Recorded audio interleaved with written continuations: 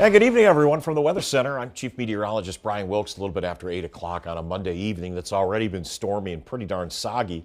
The question is whether or not we're going to fire another round of severe weather into central Indiana. The first round did produce a couple of local wind gusts of about 60 miles per hour down in Bloomington, and then some hail reports in south central Indiana.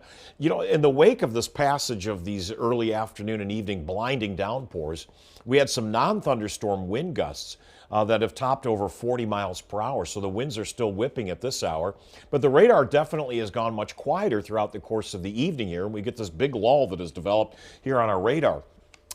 If we can take over to Max 1, I'll show you that we've got a green grass and dry conditions right now in Fishers, and even some sun there on the western horizon, but the skies are beginning to gather again. And another round of downpours and an approaching front will bring an uptick in the shower and thunderstorm activity later tonight. We're at a brisk 62 degrees downtown Indianapolis here at the 8 o'clock hour. Southeast winds now have developed at about 29 miles per hour.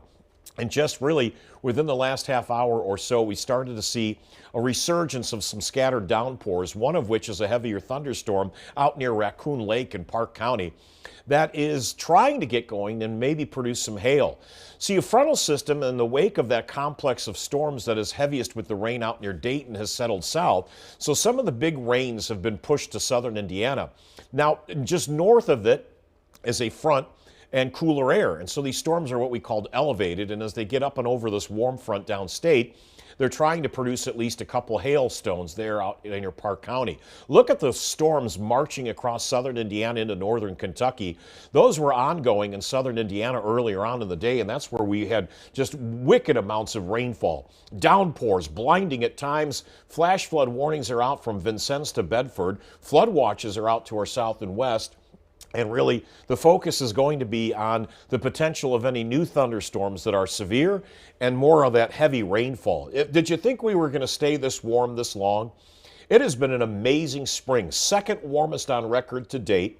Over 70% of the days have been above average. And even at this hour, with that strong wind and a temperature at 64 degrees, we're still closer to, if not slightly above average.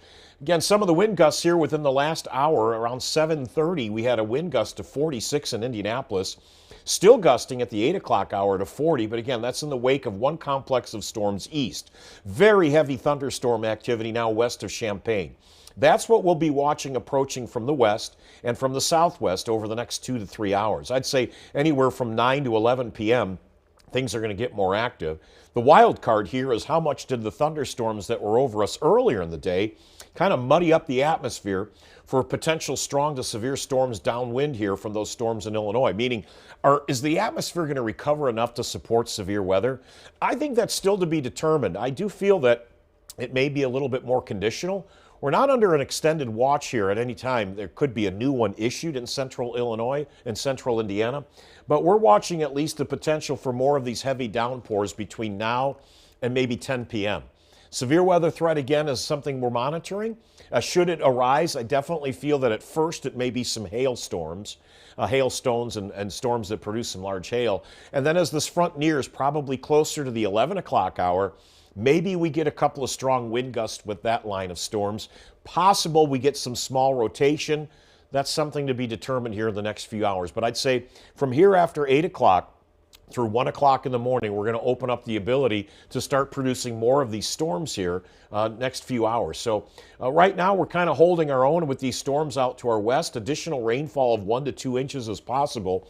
And once we get behind all of this here late tonight, early tomorrow morning, we start focusing in on that, the first day of May, which may feel a lot more like March. So as it stands right now, the watch box for central Indiana has been lifted. Southern Indiana is still under a severe thunderstorm watch, and I think they've extended that until 11 o'clock tonight.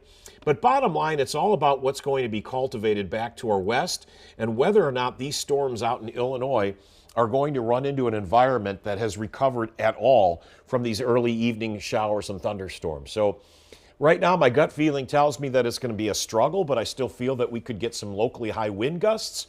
Stay tuned. We'll be back with an update coming up at 9 o'clock. By that point, we should have a little bit more of a clearer picture on those storms in Illinois. And of course, we'll be live at 10 o'clock on Fox 59. So if something else changes, I'll be back to get you up to date. But right now, we're just kind of keeping an eye on the western sky. And I'd say that the more active we get would probably be beyond the 9 o'clock hour, more close to the 11 o'clock hour. And then we should really clear out after midnight to 1 a.m. So it's not going to be a prolonged nighttime thunderstorms. Should improve very rapidly behind that wind shift. Be back in about an hour. We'll see you at the top of the 9 o'clock hour for an update.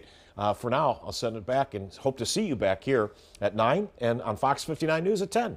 Have a good evening, everyone.